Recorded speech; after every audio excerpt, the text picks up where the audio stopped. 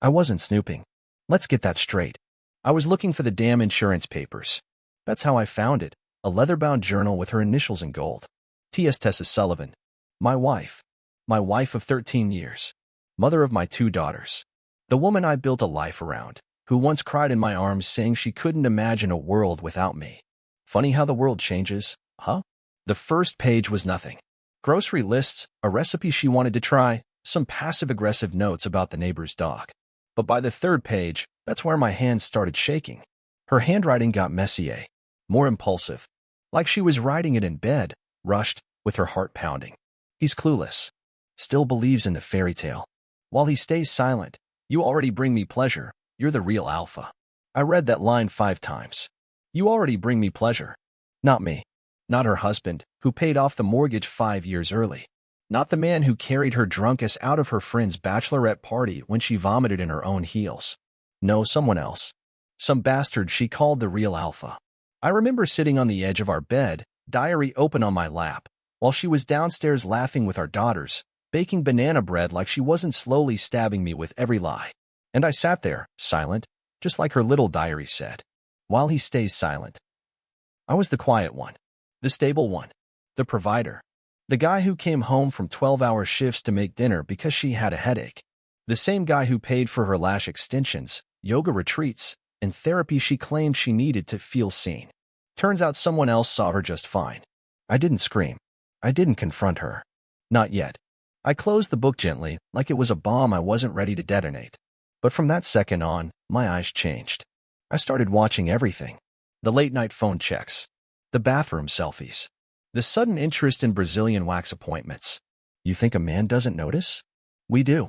We just wait for the truth to bleed out on its own. That night, I made love to her like nothing had changed. She purred in my ear, told me I was still her everything. I didn't believe a damn word, but I let her say it. Let her lie to me. I needed her to think I was still blind. And every time I looked at her, I saw that sentence burned into my skull. You're the real alpha. So who the hell was she talking about? It didn't take long to find out. She got sloppy. Used the same passcode for everything, our Netflix, her emails, even her phone. I waited till she was asleep, deep into one of her melatonin comas. Slid the phone out from under her pillow like a thief. Opened her gallery. Boom. Videos. Messages. Screenshots. Voice notes. Her in that black lace thing I bought for our anniversary, standing in front of someone else's mirror, whispering, I want you here, not him. I don't know how I didn't break the screen. Or her face. But I didn't. Because now I was the one playing silent. The diary had told me everything I needed to know. Her little fantasy? The secret life where I was a clueless puppet and he was the king? Nah. I was done being the quiet one. From that night on, I started planning my revenge. Not the kind that lands you in jail. The kind that leaves scars deeper than bruises. I didn't tell her I knew. I kissed her goodbye before work. I picked up the kids from school. I cooked her favorite pasta. All while I dug through bank statements, business contracts, property titles. She'd forgotten. I built the empire she bragged about on Instagram. And I'd hidden things just smart enough to take back without her noticing, until it was too late. But I wanted more than just revenge. I wanted to hear it. From her lips. That's when I started recording everything. Every phone call. Every lie. Every whisper when she thought I wasn't listening. And then came the kids. God, that was the part one wasn't ready for. Daddy, why don't you tell Mom you love her anymore? Why are you always mad? She says you're cold. That you don't care. I wasn't mad. I was breaking. But how do you tell your children their mother's a manipulative traitor who moans for another man and writes poetry about it? You don't. You plan.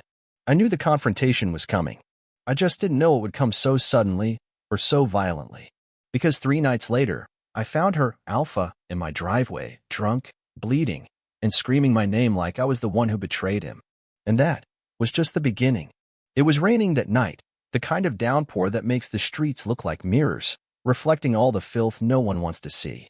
I had just poured myself a whiskey when I heard the banging on the door. Not knocking, banging. Like a man possessed. I opened it slow. And there he was. Soaked. Shirt ripped. Blood trickling down his temple. Eyes wide like a man hunted. You have to help me, he gasped, swaying on my porch like a drunk toddler. I didn't move. Just leaned against the doorframe with my glass in hand and stared at him like he was a ghost. Because in a way, he was the ghost of the life my wife lived when I wasn't around. Who the hell are you? I asked, like I didn't already know. He blinked. You're her husband. I sipped my drink. And you must be the real alpha, huh? His mouth twitched. Maybe he thought I was going to hit him. Maybe he hoped I would. But I wasn't interested in jail time. Not for a piece of trash like him. She lied to me, he blurted. Said you were separated. Said you didn't care. I didn't know. Spare me, I cut in. You're standing on my porch. Bleeding. Drunk. What the hell do you want from me? He looked like he was trying to cry but couldn't figure out how. She told me she was pregnant. Said it was mine. And now, she's ghosted me. Changed her number. Blocked me on everything. I didn't blink. Just tilted my head. And your brilliant plan was to come to her husband's house? I didn't know where else to go, he said, voice cracking. I thought maybe. I don't know. Maybe you could talk to her. She listens to you. Now that made me laugh. I laughed so hard I had to lean on the doorframe. She listens to me? Man, she hasn't listened to me since 2018. He looked pathetic, standing there with his arms wrapped around himself, like he was cold for more than just the rain. You should go, I finally said, stepping back inside. But before I closed the door, I gave him one parting shot. She wrote about you in her diary, I said. Said you already bring her pleasure. That you're the real alpha. His eyes lit up, just for a second. Yeah, I nodded. Funny thing is, she wrote that 3 months ago. You're late, buddy. Then I shut the door in his face. She came home 20 minutes later, hair damp, pretending like she just ran to the store. I got that oat milk you like, she said sweetly, setting down the bag. I walked over, grabbed her wrist gently, and said, you should check the porch. Your boyfriend dropped by. Her smile cracked. What? I leaned in close. He was bleeding. Desperate. Babbling about how you told him you were pregnant. She froze. I starting. Like a raccoon caught in the garage light. You're insane, she snapped. You're making things up again. Again. Like this was just another one of my episodes. Like her betrayal wasn't crawling all over our walls, stinking up our house like rot. She stormed upstairs. Slammed the bedroom door. And that's when I knew she wasn't just a liar. She was a manipulative bitch who would rather burn the truth than face it. But I wasn't done. Not even close. Because if she thought betrayal was a game, I was about to show her how the real alpha plays it. The next morning, she was in full performance mode. Pancakes. Fresh squeezed orange juice. Wearing that oversized hoodie that used to be mine, acting like she was some cozy, innocent wife in a Hallmark movie. You want blueberries in yours? She asked, like nothing happened. I stared at her across the kitchen island. Her face was perfectly smooth. No guilt. No shame. Just that fake little smile she wore whenever she needed to steer the story in her favor. I'm not hungry, I said. She blinked. You feeling okay? Didn't sleep well. Had a dream someone was lying to me with every breath they took. She paused just long enough to register it, but not long enough to acknowledge it. That's a weird dream, she muttered, turning back to the stove. I watched her cook, thinking about all the ways she fooled me. Thinking about how she once begged me to take a loan so she could open her little boutique. How I risked everything for her dreams. How she stood in front of me, tears in her eyes, saying she'd never forget what I did for her. But she forgot. Real fast. When she walked past me to grab plates, I caught a whiff of a cologne that wasn't mine. A sharp, peppery scent. Familiar. It was his. The driveway clown. I grabbed her wrist. Not tight. Just firm. Her eyes shot up. What the hell are you doing? Did you sleep with him last night? I asked calmly. She pulled away. Don't start this again. Again. I echoed. You mean the part where I ask questions and you lie with a straight face? She exhaled. Rolled her eyes. If you don't trust me, that's your problem. I've been here, raising your kids, keeping this house together while you're off playing CEO. There it was, the deflection. I almost laughed. Playing CEO? You mean running the business that pays for your nail appointments and spiritual healing trips to Sedona? She slammed the spatula down. You know what? Maybe if you had spent a little less time working and a little more time actually being a husband, I wouldn't have had to look elsewhere. The words dropped like knives. And I just stood there. Because I realized she meant it. She actually thought this was my fault. That her betrayal was justified. Did you tell him about the kids? I asked. She froze. Did you bring him here while they were at school? In our bed. Silence. Her jaw clenched. You're being paranoid. I nodded slowly. Paranoid men don't find diaries, Tessa. Her face turned pale. And then a rage. Real rage. You went through my things? I didn't move. Just stared at her. You want to talk about invasion of privacy? I said coldly, while your boyfriend bleeds on my porch and begs me to talk to you? Her lips parted. She had no comeback. For the first time, the mask cracked. So I walked away. Upstairs, in my office, I opened the safe behind the bookshelf. Pulled out the documents she thought I forgot about. She never cared to learn how our business was structured. Never noticed the quiet name changes. The rerouted profits. The clauses I inserted when she was too distracted to read. It was all mine. Every inch. Every dollar. And she was about to find out the hard way. But I wasn't rushing it. No. I was going to let her perform a little longer. Let her serve dinner. Tuck the kids in. Call her sister and complain about how distant I've become. Let her feel safe. Because when the rug gets pulled, it stings more if you never saw it coming. And trust me, she wouldn't see any of it coming. There's no easy way to say this. The kids chose her. I always thought that no matter what happened between Tessa and me, our daughters would see the truth. That love and sacrifice would mean something. But I was wrong. So damn wrong. It started subtly. Emma, our oldest, stopped hugging me goodnight. Abby, the younger one, would leave the room when I walked in. I chalked it up to teenage mood swings. Hormones. The usual. But then Emma said something that cut deeper than any blade. If you loved Mom more, maybe she wouldn't be so sad. It was like the air got sucked out of the room. We were standing in the hallway. I'd just come back from a long day at the office, arms full of takeout. Thought I'd surprise them. I looked up and saw Tessa at the top of the stairs, arms folded, smirking like a damn villain in a soap opera. She planted that seed. She told them I was cold, distant. That I buried myself in work because I didn't care about them. That she stayed strong for them, held the family together while Daddy chased money. She never said anything about the diary, or the man she let into our home, or the way she turned our marriage into a side project while she played house with her alpha. I tried to defend myself. I did all of this for you girls, I told them. Every late night, every business trip. Emma cut me off. You're always talking about work. You never just sit with us. Abby, holding her iPad to her chest like a shield, mumbled, Mom said you stopped loving her years ago. That's when I realized she'd been working them for months. Feeding them her version of events. Painting herself as the victim. And me? I was the villain in their bedtime stories now. I didn't scream. I didn't explain. I just nodded and walked away. What was I going to do? Show them the screenshots? Make them read their mother's diary? No, that wasn't my style. They were kids. Still innocent in all this, even if they couldn't see it yet. But inside, I was burning. That night, I sat in the dark office, whiskey glass in one hand, Tessa's diary in the other, flipping through the pages like they were ancient scrolls of betrayal. He doesn't touch me like you do. With him, I feel alive. With him, I'm seen. The girls deserve a strong man around, not a robot who pays bills. She weaponized my love, twisted it into something ugly. And worst of all, she taught our daughters to do the same. That's when I made my final decision. No screaming. No courtroom battles.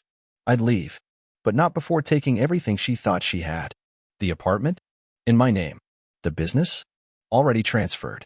The savings? Locked down. The car? Leased under the company. The boutique she bragged about on social media?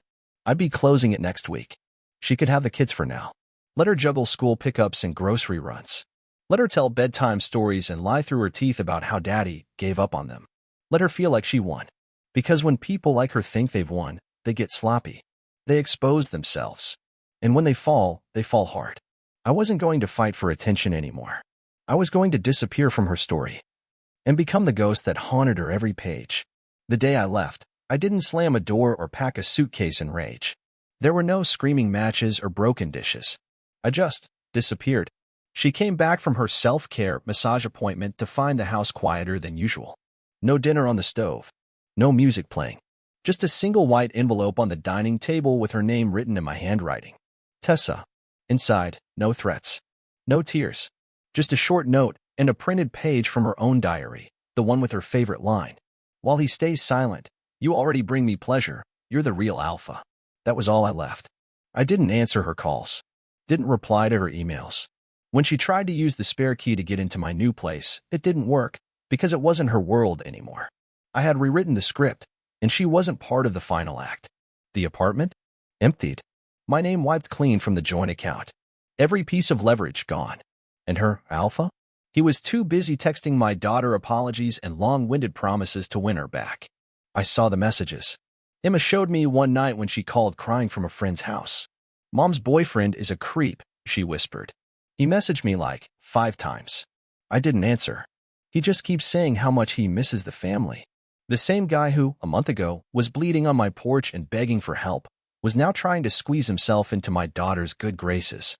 Pathetic. I didn't say much to Emma, just told her to block him. But inside, I smiled. Because slowly, they were starting to see the truth. Tessa, on the other hand, spiraled fast. First, the fake victim posts on Instagram. Cryptic stories. Dramatic quotes about betrayal and losing everything to find yourself. Then came the texts. "You're really going to walk away from your own daughters? You think this makes you a man? You're a coward. A narcissist. You only ever loved control." Each message made me colder, stronger, more certain. Because when a woman lies that much, even her insults become compliments. She didn't want me back. She wanted the resources, the stability, the shield she could hide behind while living her double life. But that shield was gone now. I'd spoken to my lawyer. Quietly, calmly. I didn't want custody, not yet. I wanted time. I wanted the kids to come to me, not through a judge's hammer. And Tessa? She could keep her little fantasy world. For now. Because here's what liars like her never expect. That silence is the deadliest weapon. Not yelling. Not punching walls. Just calm, focused silence. The kind that watches, waits, and strikes when it hurts the most. And I knew the strike would come. Soon. She'd lose the boutique within 2 weeks. She hadn't paid rent. Didn't know I was still the landlord under a shell company. The car would be repossessed within a month. Her, Alpha, already stopped answering her texts. His fiancée had found out everything. And one by one, the walls she built with lies would come crumbling down. Not because I tore them down with rage, but because I walked away with the truth. And when someone like her is left alone with that truth, it eats them alive. Tessa underestimated me. That was her first mistake. She thought I'd vanish quietly, disappear into some midlife crisis while she painted herself as the scorned goddess who survived me. What she didn't know was that I was just getting started. The diary. Her private masterpiece of betrayal. It never left my hands. I never intended to go public with it. I'm not that kind of man. But the day she posted that picture with the girls, captioned, "Starting fresh with my angels. Stronger without toxicity," that changed everything. Toxicity? No. What's toxic is letting a man raise your children while sneaking another one through the back door. What's toxic is lying through your teeth and gaslighting everyone around you. So I made a move. I didn't blast it on social media like a teenager. I mailed one carefully selected page, the most venomous one, to 3 places. Her parents. Her sister. The private school board that just accepted our daughters. Same line, bolded in red. "While he stays silent, you already bring me pleasure. You're the real alpha." Attached was a note. "Please ask Tessa to explain this entry. I believe transparency matters in families and communities." It wasn't revenge. It was clarity. I let her lies sit out in the sun until they stank so bad. Even her most loyal defenders started gagging. 2 days later, my phone blew up. First, it was her sister, Rachel. "What the hell is going on?" she wrote. "Please tell me you didn't send this to Mom." I didn't answer. Then her father called. I let it ring. Let him stew in the reality of who his golden daughter really was. Finally, Tessa herself showed up at my new place, banging on the door like a lunatic. I didn't open it. "You're AF ****ing psycho," she screamed from the hallway. "You're trying to ruin my life." "No, sweetheart. You did that all by yourself." I just turned on the lights so everyone else could see the mess. Later that night, I got a call from the school. A very polite woman explained they'd received an anonymous envelope and wanted to ensure that the emotional well-being of the children wasn't at risk in any domestic disputes. Translation: they were already rethinking letting our daughters in. That stung. I didn't want them dragged into this. But Tessa had dragged them in long ago, turning them against me with whispered lies and guilt-tripping games. Now, the consequences were knocking at her door. She called me 4 more times that night. The last voicemail? A full meltdown. "You want to destroy me? Fine. You win. Are you happy now? I can't even walk into my parents' house. Everyone thinks I'm disgusting." I played the message on loop. Not because I enjoyed her pain, but because it reminded me that this wasn't just about betrayal. This was about truth. I had begged her to tell me the truth months ago. She spat lies in my face instead. Now the truth had a voice of its own, and it was louder than her fake apologies. The kids stayed with her that week, but Emma texted me out of nowhere. Mom's been crying a lot. She won't say why. I told her to ask her mother about the diary. She didn't reply, but the next morning she called.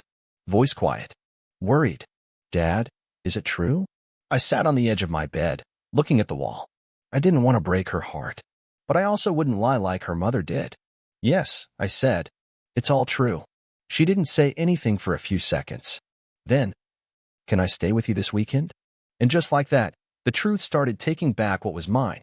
Emma came with just a duffel bag and eyes that looked older than 15. She didn't ask questions. She didn't cry. She just walked into my apartment like she'd finally escaped a burning house. We ordered pizza, watched old movies like we used to. I didn't push her to talk. I knew that eventually she would. Halfway through The Dark Knight, she asked, did she really write that stuff? I paused the movie. She did, I said. Every word. Emma looked down, picked at a slice of pepperoni. She said you made it up, that you edited it somehow to hurt her. I shook my head. No edits. No tricks. Just her words. Her truth. She sat silently for a few seconds. It doesn't even feel like she's the same mom anymore. I didn't have an answer for that. Because truthfully, I wasn't sure when Tessa had changed or if this version of her was who she'd been all along. By Sunday, Abby came too. She was quieter than Emma. Sadder. And she brought a drawing, a sketch of our family when they were little. For smiling stick figures, a dog, a tree. No labels. No names. She handed it to me, then crawled into my lap without saying a word. Tessa didn't call. Not once. Maybe she thought silence would punish me. Maybe she was too ashamed. Or maybe, and most likely, she was busy playing victim to someone else now. But the world around her was shrinking fast. The boutique shut down. Her parents stopped posting about her birthday. And the final blow? The lease on her new car was voided. The dealership called me directly to confirm. I told them yes, I'd be reclaiming it. When they picked it up in front of her house, she stood on the lawn in her robe, screaming at the driver while neighbors watched. A week later, she showed up at my office unannounced. Same crocodile tears. Same trembling hands. She looked thinner. Tired. But not because she was sorry. No, because she was losing. Please, she whispered across my desk. Don't do this to me. You've made your point. I didn't even look up from my screen. This isn't me doing anything. You did this to yourself, Tessa. She scoffed. So what now? You want full custody? You want to erase me completely? I leaned back. I don't need to erase you. You're doing a great job on your own. She clenched her jaw. The fake tears stopped. I made one mistake, she hissed. I finally met her gaze. No, I said. You made hundreds. You just wrote one of them down. She stood, knocking over the chair. I hope you rot in your loneliness, she snapped. I smiled. I'm not lonely. I'm free. She left. The next day, Emma texted me from school. She tried to guilt us again. Said you're turning us against her. But Abby told her to stop. She said, maybe you should have thought of us before you wrote those things. I didn't reply. I didn't need to. Because for the first time in months, I didn't feel like the man who lost everything. I felt like the man who survived it. And the woman who tried to bury me beneath her lies? She was the one choking on the dirt. It didn't end with fireworks. No screaming matches in court. No epic showdown in front of the kids. It ended with paperwork, silence, and the slow unraveling of everything Tessa thought she controlled. The last time I saw her, it was in a courthouse hallway. She was wearing all black, probably trying to look serious and remorseful. Her makeup was perfect, but her eyes looked hollow. She walked like she was holding something heavy inside her chest, pride, maybe, or just the bitter taste of being outplayed. We didn't speak. Our lawyers did all the talking. Custody? Joint, for now. Assets? 90% went my way. She didn't even fight it, probably because she couldn't afford to. The apartment? Mine. The business? Already signed, sealed, and thriving without her. Child support? I waived it. I didn't need her money, I just wanted her gone. The judge stamped the final decree, and that was it. 13 years reduced to signatures and stapled documents. She left first, not even glancing at me. I stayed a little longer, sitting on that wooden bench outside the courtroom, letting it sink in. The silence wasn't heavy anymore. It was peaceful, like the ringing that finally stops after standing too close to a speaker. Later that night, I found her diary one last time. The original, the one she thought I had burned. I never did. I read it all again. The lines still hit me in the gut, not because it hurt, but because it reminded me how far I'd come. While he stays silent, you already bring me pleasure. You're the real alpha. She thought she was clever, that I'd never find it, that if I did, I'd crumble, maybe beg for answers or scream like a man who'd lost everything. But I didn't chase explanations. I rewrote the rules. I walked out without rage and still took everything. My silence wasn't weakness, it was strategy. And while she played games with emotions and cheap thrills, I rebuilt my world without her in it. The kids stayed with me that weekend. We grilled burgers on the balcony, watched dumb cartoons, and laughed until Abby spilled ketchup on the rug. Emma helped me clean it up, and at one point, she stopped and looked at me. "You seem happier," she said. "I am," I told her. Not because I won, but because I stopped losing myself to someone who never deserved me. That night, I got one last message from her. "Congratulations. You got your clean break. Hope the silence keeps you warm." I didn't respond. She had no idea. The silence is warm. It's quiet evenings without fake apologies. Mornings without tension in the air. A home that finally feels like home again, even if it's just me and the girls for now. Her alpha? Still texting Emma every few weeks. Still begging to talk. Last I heard, he moved in with another woman and got fired from his job. Tessa? Back living with her sister. No car. No business. Just Instagram stories about healing and learning to love herself. Let her spin it however she wants. The truth? She played a game. And she lost. I didn't need revenge. I just needed clarity. And now that I have it, here's what I'd tell anyone who finds themselves in the middle of betrayal. Don't fight for someone who uses your love as leverage. Don't beg for the loyalty they already gave away. Stay silent. Stay focused. Let them think they've won. Then quietly walk away. And leave them with nothing but the illusion of victory.